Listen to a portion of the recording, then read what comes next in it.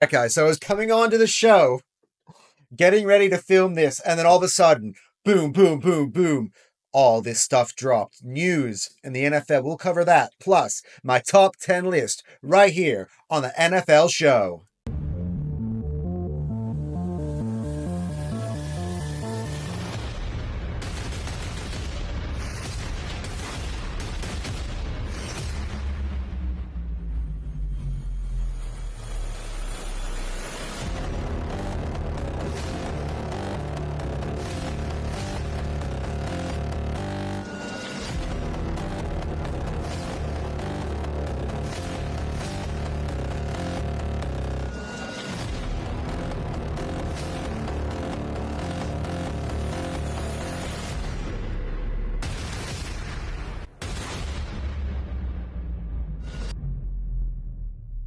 Hey, welcome back to another video. Welcome back to Hot Sport. Welcome back to another NFL show. Make sure like buttons are being hit. Make sure you are subscribing to Hot Sport.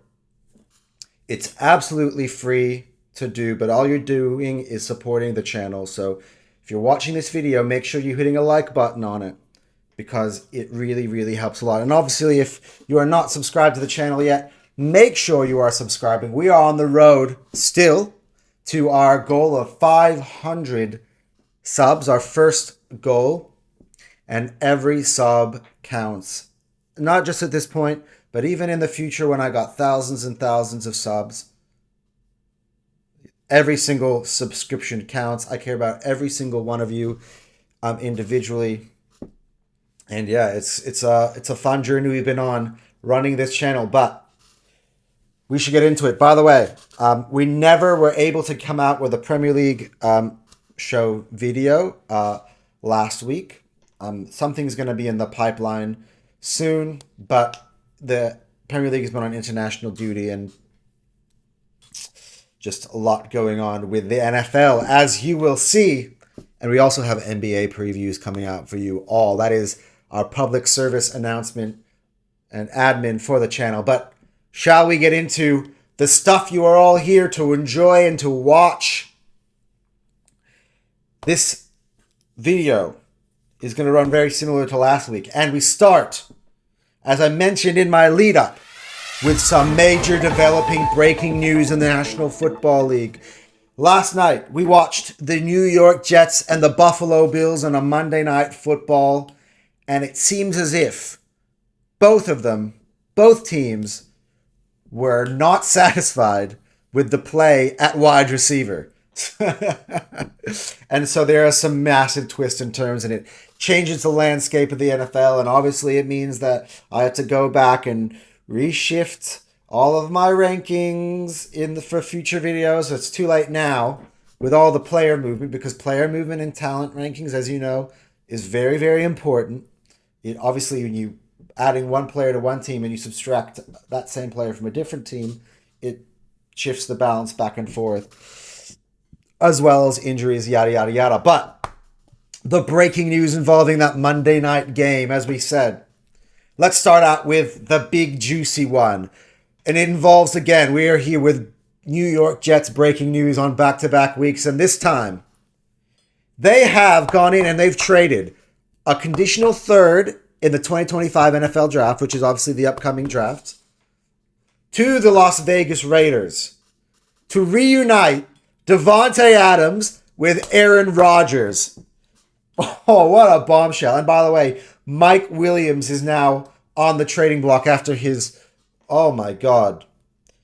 Man, Mike Williams used to be a respectable wide receiver of the NFL, but when you play with Aaron Rodgers and you're not catching footballs, that reputation can soon be lost and your name gets dragged through the mud. That's just kind of the weight that comes with playing with Aaron Rodgers. You got to be good, and if you're not good, adios. And Aaron, obviously has a history of needing receivers that he trusts. And you've seen a history of former Packer receivers coming to the Jets. Obviously had Randall Cobb last year, Alan Lazard, and Alan Lazard has been good for the Jets. Like, he played a really good game the other day, of course, catching that Hail Mary. But no receiver does Aaron Rodgers Love, I think, throughout his entire career. Obviously, he's played with Greg Jennings and Donald Driver and such, but Devonte Adams is the apple of Aaron Rodgers' eye, and I think he left Aaron to go to Las Vegas. I think because he got to play with his former college quarterback in Derek Carr. Obviously, Derek Carr is no longer there. Now it's 2 seasons now, so more years that Devontae has played in Vegas without Derek Carr. I think this has been a very disappointing trip to Las Vegas, as it is to a lot of players that end up going for big moves to the Raiders. It never ever ends up working out. I just find that the Raiders is a graveyard for NFL stars. And Devontae Adams have gone from one graveyard for NFL stars to another one, let's be honest, the New York Jets. Look, I think the honest part of it is that the Jets have now added, in my opinion, one of the best wide receivers in all of football. However, he's 32 years old and he's got some injury issues. So we will have to see how this kind of develops. But this is a guy who's trusted now by Aaron Rodgers. He's going to put together Devontae Adams, most likely pair him with Garrett Wilson and his former teammate Alan Lazard. So there's a chemistry going on there. And then Mike Williams kind of falls into that fourth spot. And of course, we got Brees Hall and Braylon Allen, who have played really, really well at the running back position. So overall, I think Aaron Rodgers has run out of excuses. He's lost his coach. I don't know if it was Aaron behind the whole coach firing, behind Saleh leaving. He's got an OC, former OC in Nate Hackett. So there you go. The Jets at 2-4 feel like they had to make a move. And instead of, I feel like sometimes at this type of, when you're at this point of the year, you're at a crossroads, right? And it's like, either we're gonna just ship out my players, get some picks, therefore we can just stock up for the future, we're gonna tank, we want to build younger, or you say, you know what, we're 2-4, we can turn it around, let's go and get ourselves someone that can guarantee us some victories, and they went in that direction. I don't think that the compensation for Devontae, a second and third rounders are pretty valuable in this league. So a third that could become a second for a 32-year-old, I think overall isn't great business, but I think right now for the Jets, that's not where they're at. I think right now, look, if you think about it, the trade for Aaron Rodgers to begin with wasn't great value.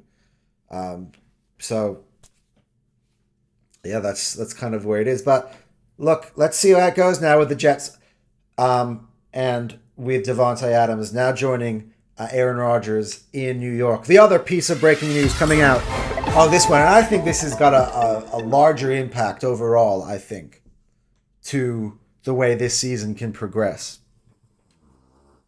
And that is, before we do our analysis, Amari Cooper has been traded from the Cleveland Browns to the Buffalo Bills. A Buffalo Bills team who's basically number one receiver, number one target for Josh Allen has been Curtis Samuel.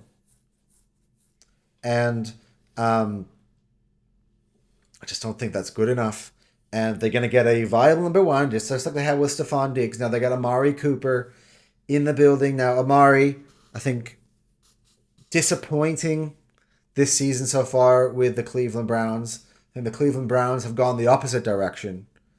And I think that they have now said adios to Amari Cooper. And I think this is good for the Bills. The reason I had the Bills lower in my initial expectations for them was because of the lack of weapons. Now he's going to have a guy on Cooper that he can rely on and allow some of his younger targets in there, take the pressure off some of the other guys who actually I think have been very serviceable so far for the Bills. But I think this is one that tells you that the Bills are not ready to relinquish their AFC East title. And look, again, I think the Bills won yesterday, but I think the lack of receivers was very, very obvious. And I think overall, as I mentioned in my reel on this game, that I thought that the New York Jets, this game was there for the taking. And that's not necessarily something where the Bills can be satisfied with. The Bills don't want to feel like they were vulnerable. They feel like they want to be able to be assertive and in control and everything being on their terms. And Amari Cooper gives them the ability to do that in some ball games. All right, injury news though. This is the sadder part of this segment on this show. Unfortunately, man, and we're going to talk about the Lions coming up on the list, and there's going to have to be a reshuffle, as I said, of my list, like the talent rankings here with injuries, with some of these trades. So next week's show might have a bit of a, we don't know. We'll see. Maybe it might not affect the order as much as I might think. But Aiden Hutchinson is out now for the season after leaving the game against the Cowboys with a broken tibia. And that sucks because in the game that they dominated so much, the statement that they dominated so much, and of course that's the reason why they're going to be where they're going to be placed on my ranking later on, you'll see.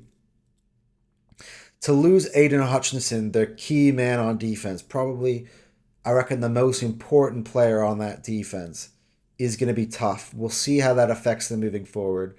But, yeah, it sucks because I do like Aiden Hutchinson as a guy, as a player. I think his drafting was the thing that really was the huge key cog that started this Lions turnaround. When they picked him up, he fell to their lap at number 2. The Jaguars still must regret that. But he's a Michigan guy. And yeah, it's sad to see. That really, really sucks on the injury front. All right. Let's get into some NFL stuff, right? Some of the news around the NFL. We've just gone through it, but let's get into the games. And let's start off with reviewing Anton's picks, and I'm so excited this week to talk about that. This week, I am glad to report that I had my personal best picking this season. I was 11-3 in Anton's picks. Ooh. And I was so close in some of these, like, I could have, like, look, though, I picked the Jaguars, that was a clear, nowhere near. That was way off the mark. But the ones I got wrong, the Colts, that was a come from behind win to beat the Titans. At one point, I had that one where the Titans were ahead. And I was watching the Colts and I was like, oh, no. Titans, hang on. But no. That was close. The other one I had, which was one I went out on a limb on, was the Jets. I picked the Jets over the Bills. And overall, I think throughout the course of the game, I think I had reason to feel confident in what I picked. And a lot of times in that game when the Jets were in the ascendancy, especially in the beginning of the second half, I was like, yeah, I'm going to look really, really good in this one. But unfortunately, they just weren't able to capitalize in the red zone. And look, yeah, the Bills picked that one out. But again, that was another tight one. 2 3-point ball games that I dropped. But overall, 11-3, man. I was on fire. I was very, very happy with that. But we should talk about some of these results, the ones that will not get discussed in any of the lists. The first one will go back all the way back to Thursday. And obviously last week, I was very critical of Brock Purdy. I said many things that, look, personally, I do believe, and I don't take back any of those statements. I know it's a week-to-week league, but also, all of a sudden, just because one team loses, I'm going to say one thing, and then I'm going to change my mind the next week when they win. I think it takes time for me to kind of develop that opinion. And Brock Purdy, my thing about Brock Purdy was never about his ability to win, because he's clearly a winner in this league. It's just the talent. I don't see him as a talented quarterback. I see him as someone who's ended up falling into a really good situation, and who obviously manages it very, very well and has taken opportunity and ran with it. But he's not your prototypical franchise QB with all the awesome talents that you really excited to go and watch on a Sunday, unless you're a San Francisco 49ers fan. That's all I kind of meant by it. And my criticism has been that the 49ers have been choking away games. Big leads against the Rams, big lead against the Cardinals, choked them away. And this time, they were so close for a third consecutive time. They were up by 20 points in the third quarter. It was 23-3. And the Seahawks came all the way back, right, to cut to within 6, within 1 score. They had so many chances, by the way, to knock on the door. They had so many... The Niners could not get it going offensively, and the Seahawks at that point decided to stall. And then Geno Smith and the Seahawks, and we have to switch our attention to them because the Seahawks have now lost 3 games in a row after being 3-0. They cracked the top 5 of my power rankings. And all of a sudden, it's been a 3-game slide. They had that, they had that loss on a Monday night to the Lions. Then they had the embarrassment last week with the Giants. And now at home, they had it. The ball game was there for them. But that Geno interception really killed it at the end. And the 49ers do end up winning the game. And look, but questions I think for both of these teams. I don't think either of these teams come out looking great. I think the 49ers just need to learn how to put a ball game away. They're looking vulnerable. They're not looking like that NFC favorite that everyone thought, but including me at the beginning of the year. And the alarm bells have to be raised. I mean, everyone wants to raise... I always come back to the Eagles, but the alarm bells are always raised about the Eagles. But there's clearly stuff going on with the 49ers. I know they've got the injuries and are going to remain consistent. That's a big thing. And if they get healthy, they might very well go on a big winning run here.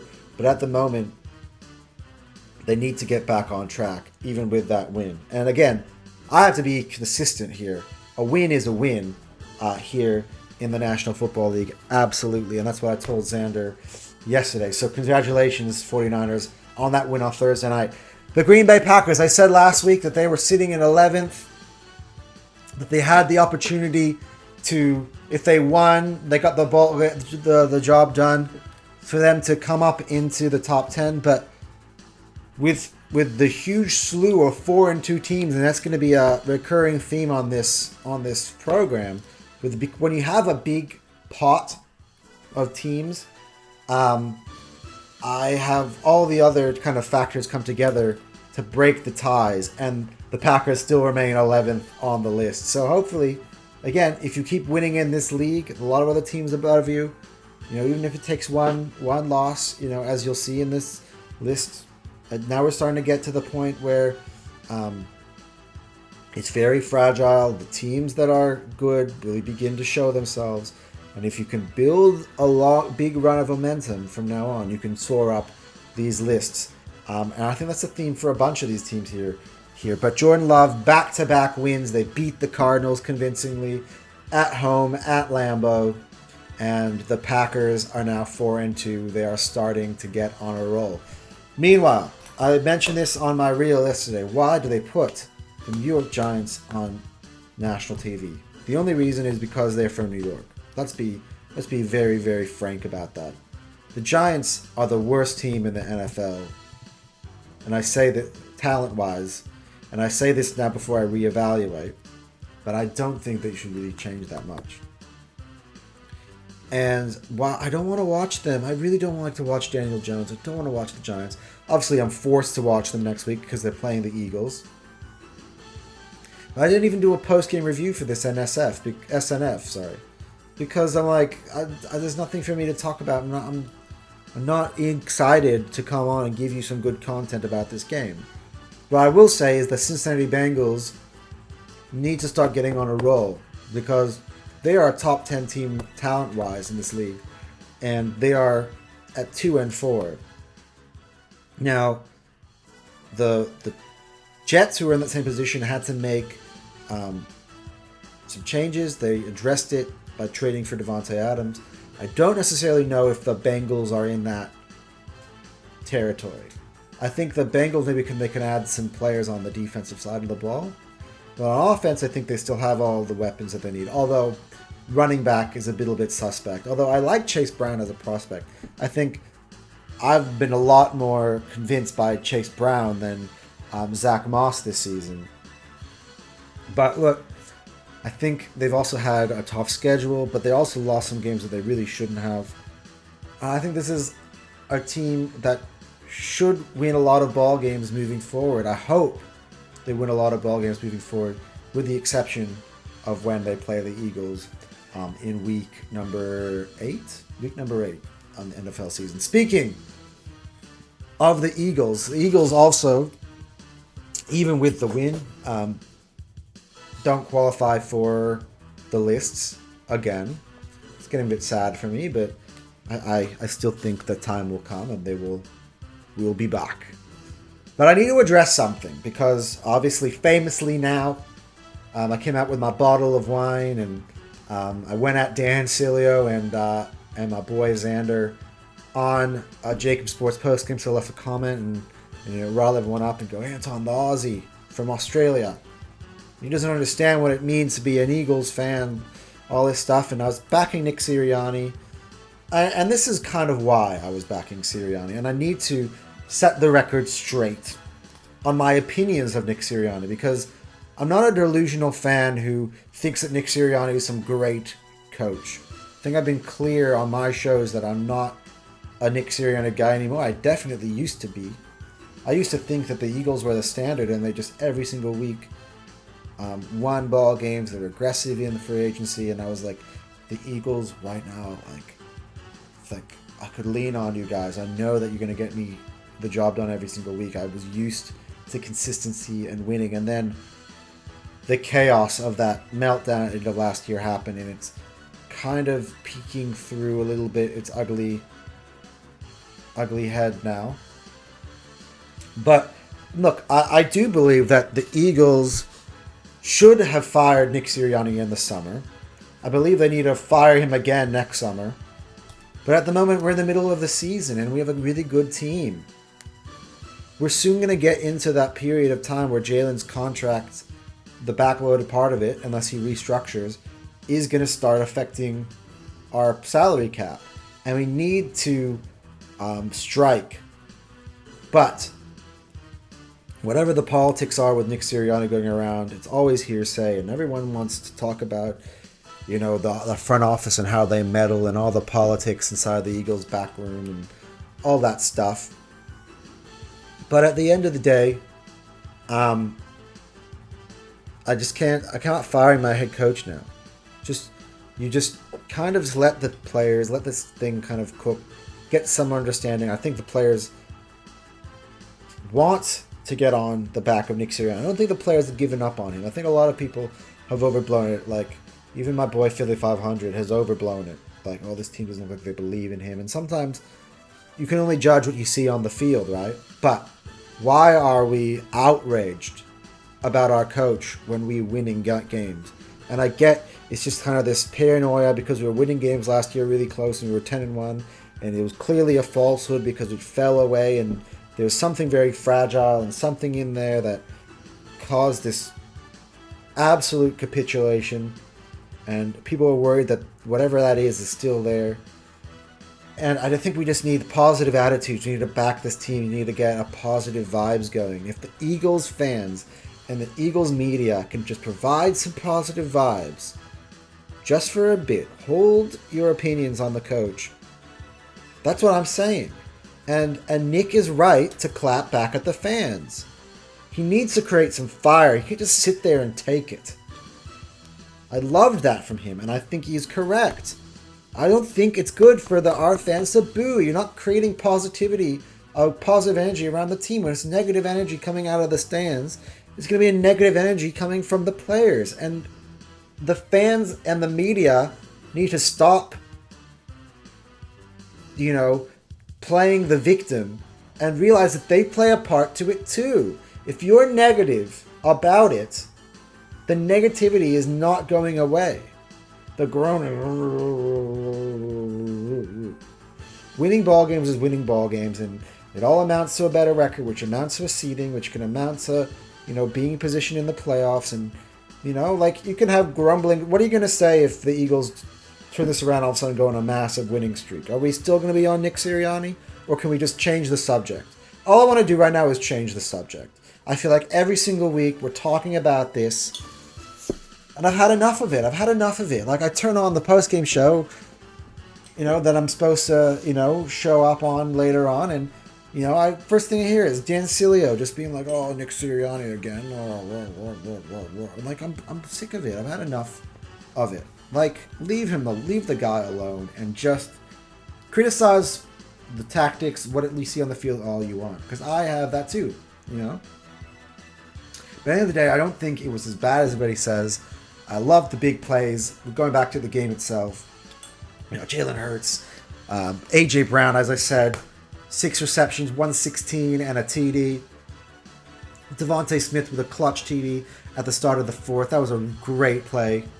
Big play. It doesn't get spoken about enough because it falls under the shadow of this Nick Sirianni stuff. But I saw a team that was scoring 15 against the Saints, that scored 16 against the Bucks, and I thought it looked better. I think the offense looked better. I think we got to put it together a bit more. Obviously, losing Jordan Mailata wasn't great, but I think the Eagles, navigated the game well enough to make sure that they got the victory, and that's all that matters. Like you're never gonna, everyone's kind of like, the defense needs to be perfect, otherwise, we're gonna point out what's wrong on the defense. The offense needs to score 100 points, otherwise we're gonna be like, oh, this offense doesn't look that great. As long as we're beating the other team, I'm all good with it. That's just my thing, but I had to set the record straight here. I'm not Nick Sirianni's biggest fan. I know I said that's my head coach, and the reason why I said that is because he's the head coach of the Philadelphia Eagles. And as long as he is the head coach of the Philadelphia Eagles, he will have my support. Do I love him? Do I love the idea of him being the head coach of this football team? No. But do I support him as long as he's the coach? Yes. And that is it. The Eagles, at the end, get the job done over the Browns. And look, we got the Giants coming up, the worst team in the NFL. Saquon returns to New York. We better look better. We look good. And even if we don't look good and we win, I do not care, because we have won the ball game. That's what it's about. W's and L's. If we're 4-2 next week, I will be a happy camper. I don't care if we win 3-0. I will still be happy. And that's all it is. But we've taken way too long on some of these other things. We now need to get into what you guys are all here for, which are my lists. Let's get into it. All right, so now it's time for one of my funnest segments, one of the segments I enjoy doing the most, because I get to rip the absolute out of some teams. And this, of course, is the off the list list. Now, this one is particularly fun because the off the list list, as you can see, still remaining, has 2. It was so close, by the way. If had the Jets won last night, the Bills would have been off the list, but they survived. Spoiler alert. The first team that was off the list, guys, and look, it is a division rivals. It is the Washington Commanders. So I take no pity on this. But look, let's be honest. What I said last week, I know I can't go from saying the Washington Commanders are scary, and then the next week they're off the list. Especially considering they lost to the Baltimore Ravens, who, in my opinion, are my Super Bowl favorites. But this is literally just a case of there was way too many teams that should have deserved to be on this list, and only 10 spaces to put them in. And the Commanders, they actually fell below the Packers at the end of it. I think they're at 12. But the Commanders are off the list now. They did not make it on. Although, you know what? They keep playing the way they're playing. I think at this point it goes either one or two ways. Either they maintain that. They say, look, we played with the Ravens. We hung in there. They were competitive against the Ravens. And then we're going to move on now. Take confidence in that and keep playing good ball. Or it could go the other direction. And they could be where I think me and many other people expected them to be at the start of the year. But This is huge. Let's see how the Commanders now can deal with some adversity. But for now, at least, they are off the list. The other team off the list, and this is going to be a fun one. The Dallas Cowboys are off the list. Why are the Dallas Cowboys off the list? Because they stink! The Dallas still stinks. They absolutely got ripped to shreds at home by the Detroit Lions. Not to my surprise, because I said it in my picks. But the Dallas Cowboys absolutely do not. They have been exposed. Oh, first time I get to use this word. I hear it so much on TV last year. Like, every week. Hey, has this team now been exposed? Has this team now been exposed? I remember the Eagles, I make everything about the Eagles. I know this is what fans do, right? Like, we always take it into relation of our own team. But the Eagles had that game last year against San Francisco at home where they absolutely rocked us. And that started the downhill slide, right? And then we went on and we lost the big next week against Dallas as well. But I feel like this could be that game, and it's come very early for the Cowboys. I think the Cowboys now are realizing what everybody was thinking at the beginning of the year. And I was sort of like one of those guys that was like, hold up. They're not going to be as bad as you think. I think you're being over the top. But I could have been wrong on this. We'll see. Again, this is a team that's still 500. They're on the top 10 list last week at number 8. But now they're off the list. But Dak Prescott is the most overpaid player in the NFL. They could have had the opportunity to let him walk at the end of the year, start from scratch. I mean, because if they're going to have a crap season, and again, just like the Commanders, it's a crossroad part of the season. Like, do you get it together? Do you rebound? Do you start going on a run, or do you let this all kind of fall apart? I think it's crossroads for different reasons. And yeah, look, all the NFC East teams, it's interesting because all of them are all kind of like in this make or break sort of time of the year. The Giants are, 2-4. They're kind of at the basement. Have the Eagles, have all their issues with Nick Sirianni and stuff, but yet we're 3-2. The Commanders have looked really, really good, but we're wanting to see if they can be consistent, if they are who they've shown us through the first 5 games of the season. Or are they going to be what we thought they were at the start of the year? And the Cowboys are sort of like now, we've got our butts kicked, right, by the Detroit Lions at home. We have a lot of injuries, especially on the defensive side of the ball. Where do we go from here? And they're going to have to figure it out. It's going to be a very interesting upcoming week. Now the Cowboys get to go on the bye. They get to sit on this. But now that they are off the list. Guys, shall we begin to talk about the 10 teams, the teams that made it onto my power rankings list for the week? And we'll discuss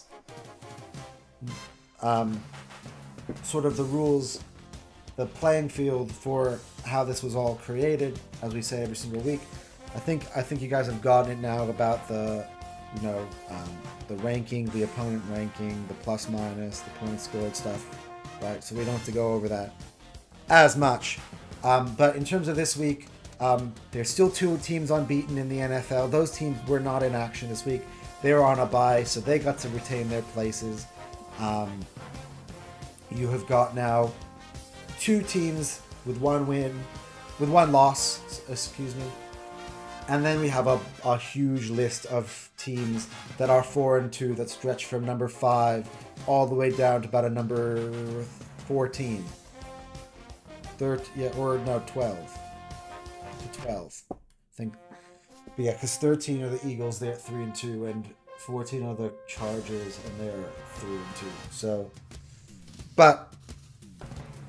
and then, then kind of had to go through all those other extra factors to see who comes out in this top 10 list. It was a fun one to do this week, I gotta say. I'm so excited to show you guys. And shall we get into it? Guys, please, can we get some NFL music going? Thank you very much. Let's go. At number 10 on Anton Hotsport Power Rankings is the Chicago Bears. They went over to Tottenham Hotspur Stadium. Ugh, I just got to do that every time because I hate Tottenham. And they basically played the home team there, even though the Bears were the official home team. The Jaguars and their owner Shahid Khan, Fulham, the Fulham connections. The Jaguars have got really popular in London. They're playing in London every single year. But the Bears, I thought that the Jaguars would win this game, but the Bears, Caleb Williams now back-to-back really good wins against two teams that have been struggling. So yet, Caleb needs to show me against better opponents. But he's putting together some good performances now. Look, I've been talking about Jaden Daniels and how his candidacy for MVP and how he's been playing better.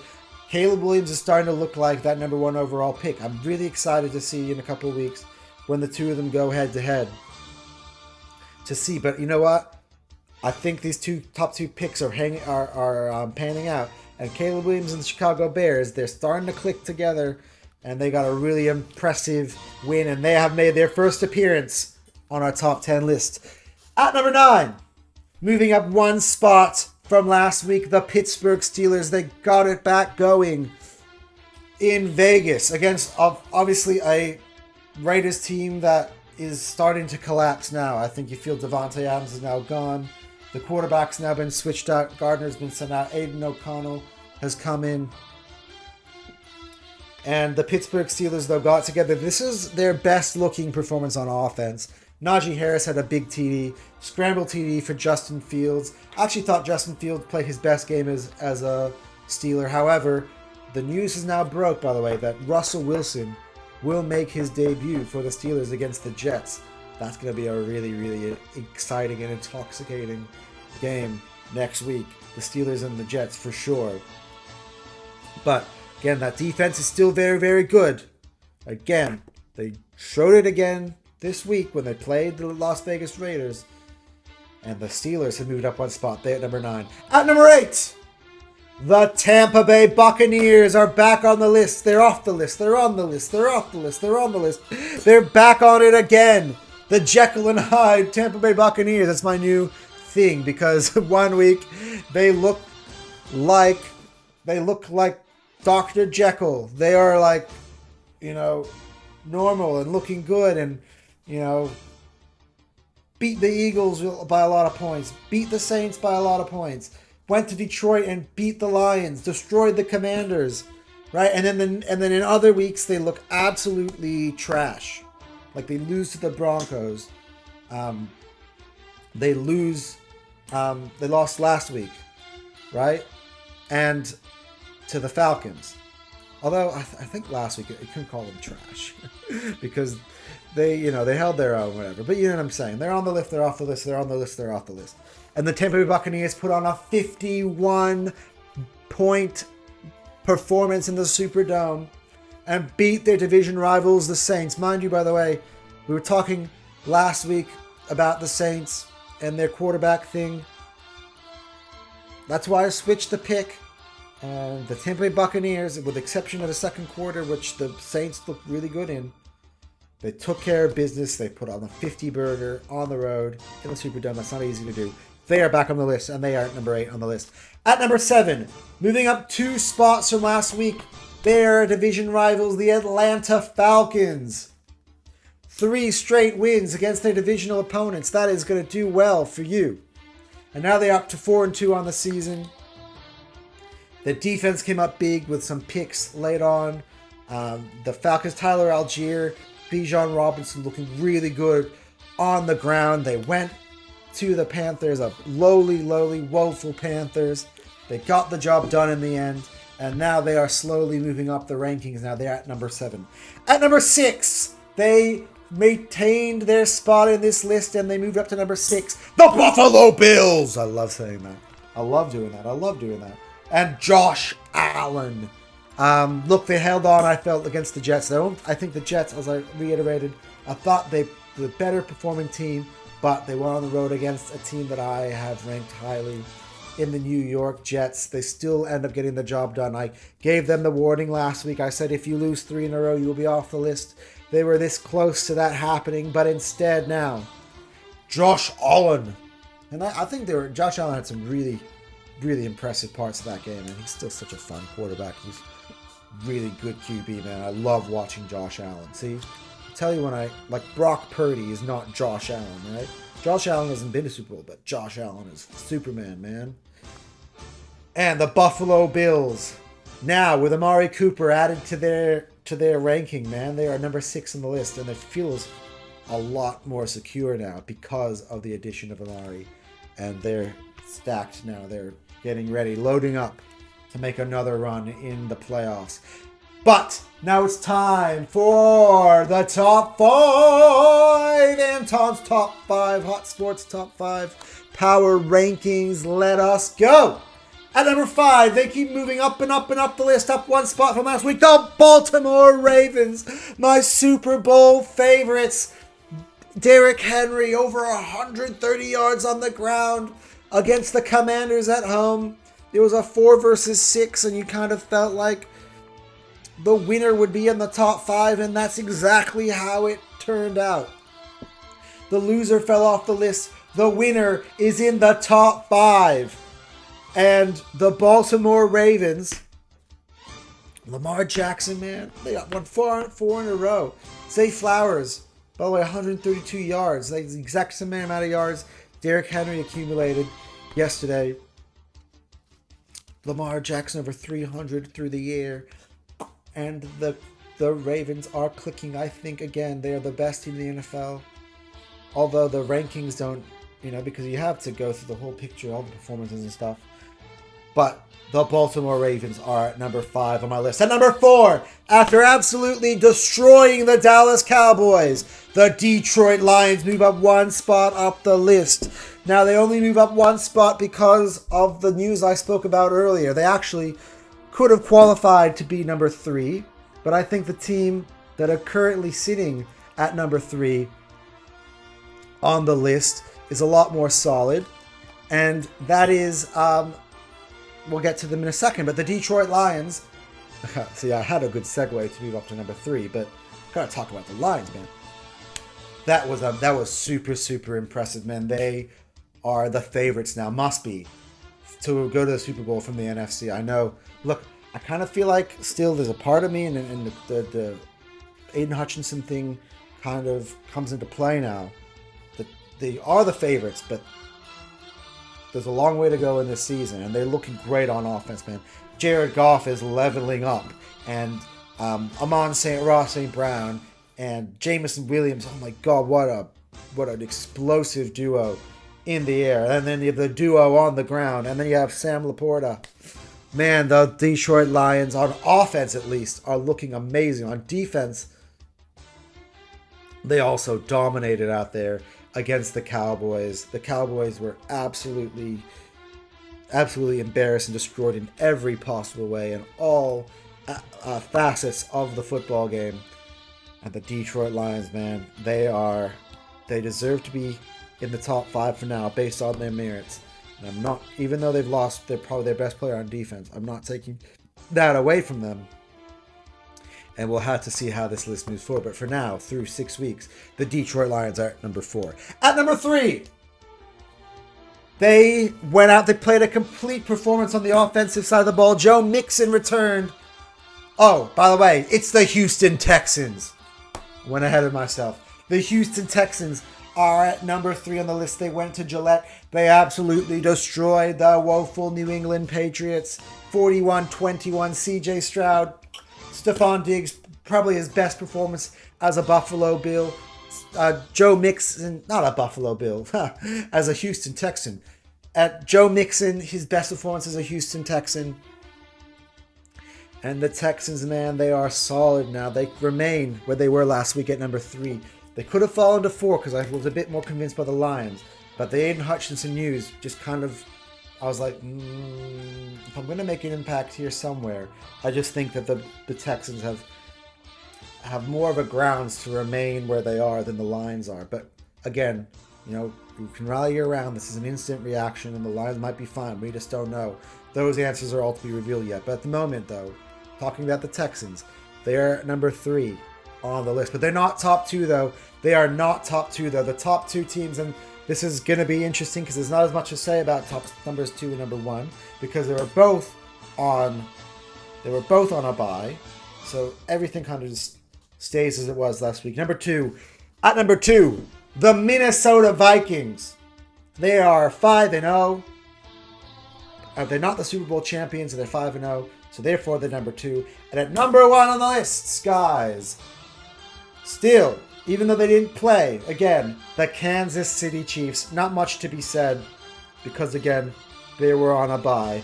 And that has been my top 10 list. Guys, shall we recap? At number 1, the Kansas City Chiefs. At number 2, the Minnesota Vikings. At number 3, the Houston Texans. At number 4, the Detroit Lions. At number 5, the Baltimore Ravens. At number 6, the Buffalo Bills. At number 7, the Atlanta Falcons. At number 8, the Tampa Bay Buccaneers. At number 9, the Pittsburgh Steelers. And at number 10, on your program, the Chicago Bears. And that has been your top 10 power rankings for this week. Thank you very much, ladies and gentlemen, for making it through this program. We had a lot to cover, a lot to get off my chest.